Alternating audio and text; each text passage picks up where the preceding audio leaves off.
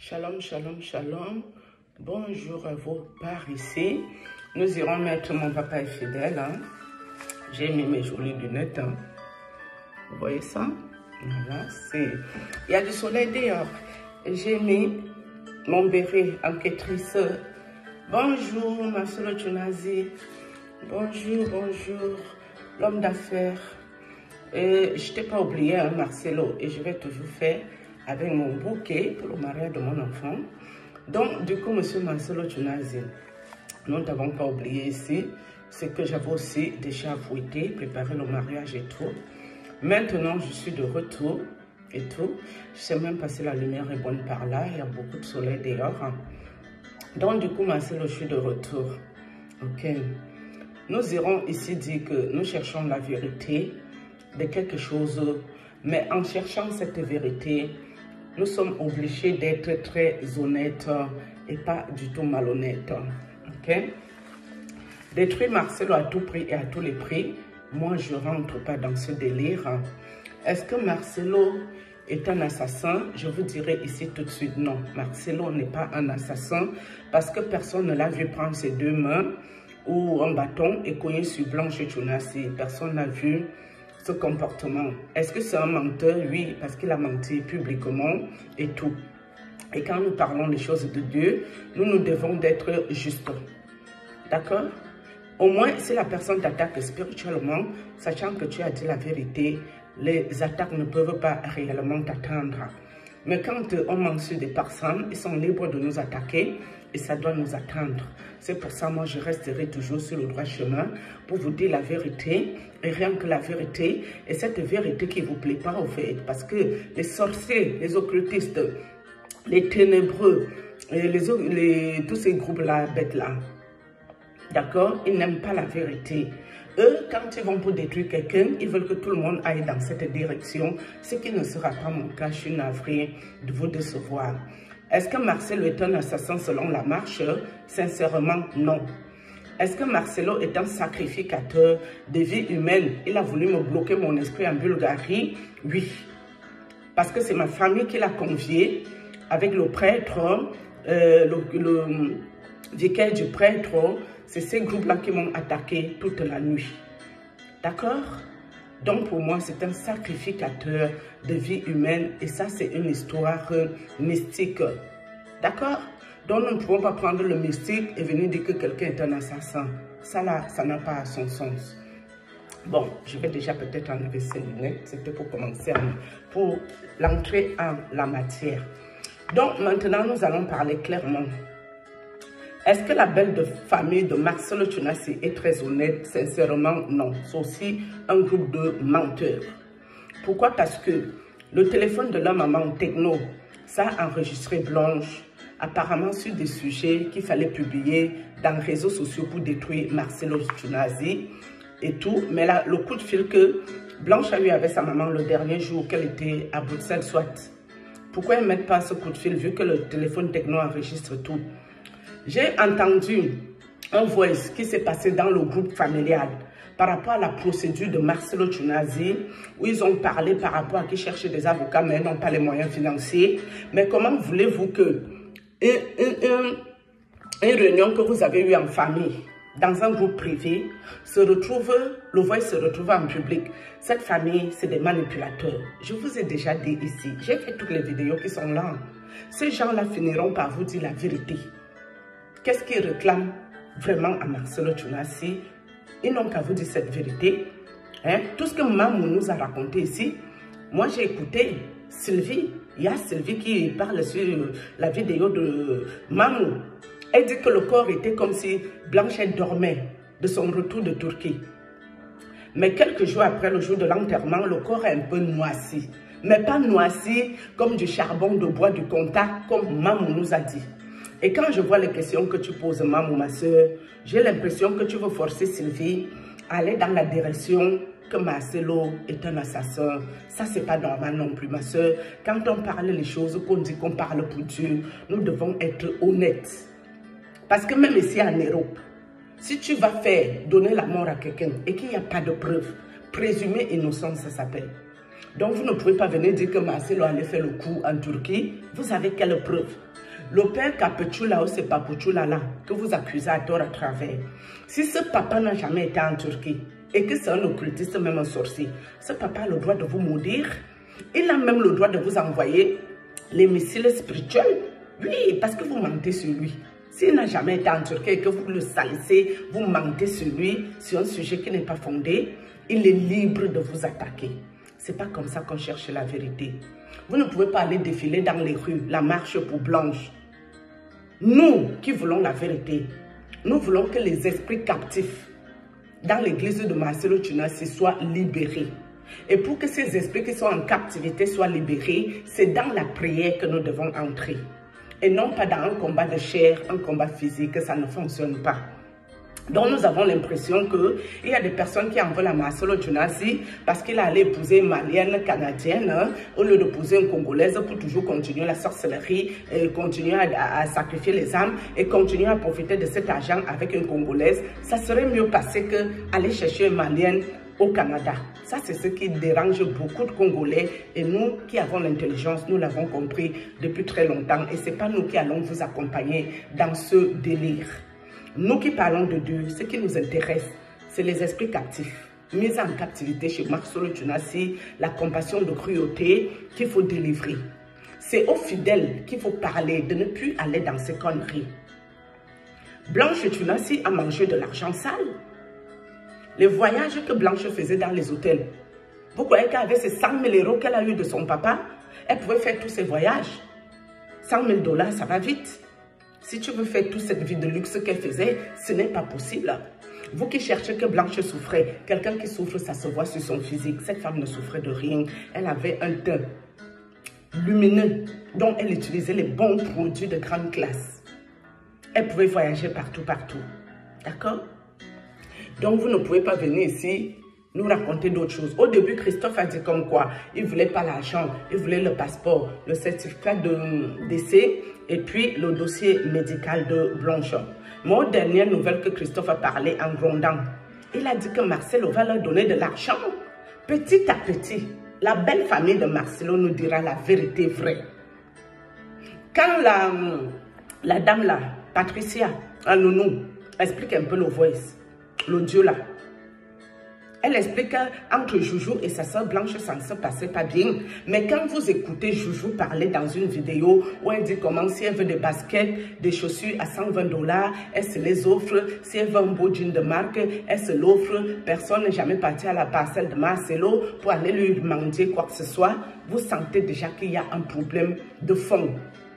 Il y a un problème qui est profond. Pour vous qui avez l'intelligence, je parle ici, hein, pas les bébêtes que Marcelo a demandé que l'école ouvre au Congo pour qu'ils aillent à l'école là. Ce n'est pas de ça que nous parlons ici. Hein. Ok? Donc quand nous cherchons la vérité, ce n'est pas parce que quelqu'un se mélange dans les dires ou qu'il est un menteur que ça veut dire qu'il est criminel. Attention, présomption d'innocence. Vous avez quelle preuve? Comme quoi Marcelo a fait le coup. Vous avez dit que les enfants sont restés à Bruxelles. Blanche est partie seule en Turquie, non? Comment Blanche est seule en Turquie? Les enfants sont à Bruxelles. Mais pour finir, Marcelo porte son bébé à l'aéroport. Nous, on était assis là-bas quand le corps est arrivé. Marcelo portait le petit garçon dans la voiture. Et il y avait la petite fille à côté de lui. Donc, ils sont venus, il me semble, dans le même vol. Arrêtez aussi de vous discréditer. Tout ce que vous faites là, on sent que vous avez une envie très sérieuse de détruire Marcelo Tunasi et c'est aussi l'envie de base de sa belle famille. Marcelo est libre de se marier après le décès de son épouse. Il peut se marier un jour plus tard, 3 mois plus tard, 5 mois plus tard ou 1 an plus tard. Mais est-ce qu'il est obligé de venir vous raconter quand est-ce qu'il a connu sa femme? Non, c'est sa vie privée, ça ne vous concerne pas. Quand une femme décède, c'est le divorce qui est prononcé le même jour. Le mariage est annulé, c'est un monsieur qui est libre d'aller refaire sa vie avec qui il veut, comme il veut, où il veut. Arrêtez d'aller fouiner dans ses affaires privées. Même si le papa Capuchula est allé mentir chez Elise Mazambi, il y a des gens qui sont mélangés dans leur cerveau aussi. Quelqu'un qui voit trop de monde, qui prêche un peu de partout, il ne peut pas toujours se souvenir de tout. Qu'est-ce qui vous prouve que quand il était allé au Canada en 2019, il a fait connaissance de Aïcha Esther? C'est pas sûr. Aïcha était juste là pour chanter. Mais si Capuchula doit aller là-bas, connaître tous les choristes, tous les chantres, tous les fidèles de l'église, mais c'est aussi gênant. Peut-être c'est quand il vous dit là qu'on lui a réellement présenté Aïcha. Ça, c'est aussi fort possible. Et qu'en 2019, il n'avait même pas remarqué qu'Aïcha était là. Qui sait? Vous n'en savez pas plus. Quand vous voyez ces gens-là calmes, c'est vous qu'on utilise, vous qui êtes bêtes là. Marcelo est en train de vous utiliser avec sa clique des occultistes pour faire son élévation. Parce qu'à la dernière minute, Marcelo vous mettra bim avec toutes les preuves à l'appui que sa femme a réellement fait une chirurgie. Parce que Sylvie vous raconte qu'à l'aéroport, Blanche ne se sentait pas trop bien, elle était trop fatiguée, machin truc, on a rapporté la nourriture. Comment veux-tu faire la fête de ton enfant le vendredi avec toute la fatigue que ça comporte? Samedi, tu es déjà dans l'avion et tu fais comme un malaise et tout. Moi, je me dis, elle a dû faire l'hypoglycémie, quelque chose. Elle a mangé quelques bouts de viande, ça a été. Et tu te retrouves à Bruxelles. De Bruxelles, tu te retrouves à Turquie. Et de Turquie, tu te retrouves encore à l'hôpital pour te faire opérer en urgence. Mais c'est quelle histoire ça? Elle n'avait pas pris rendez-vous avec son chirurgien depuis le Congo pour se rendre compte en Turquie que le chirurgien devait voyager pour 1 an. C'est trop bizarre cette affaire-là. C'est pour ça que je vous ai dit, si la famille de Blanche veut réellement aider leur fille, il l'aurait aidé à l'époque qu'ils enregistraient.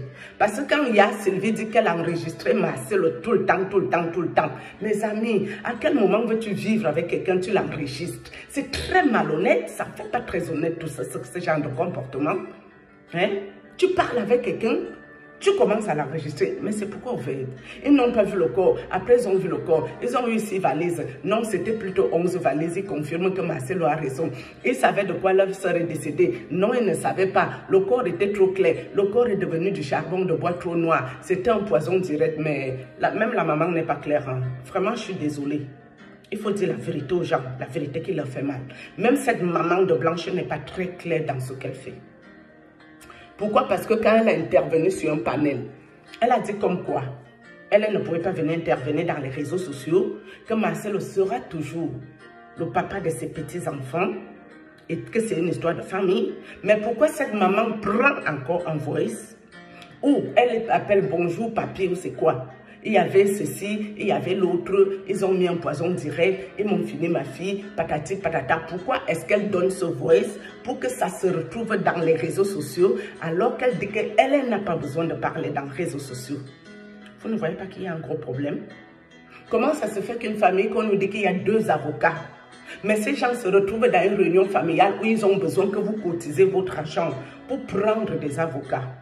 Donc, si vous n'avez rien à faire avec votre argent, leur beau-fils est milliardaire.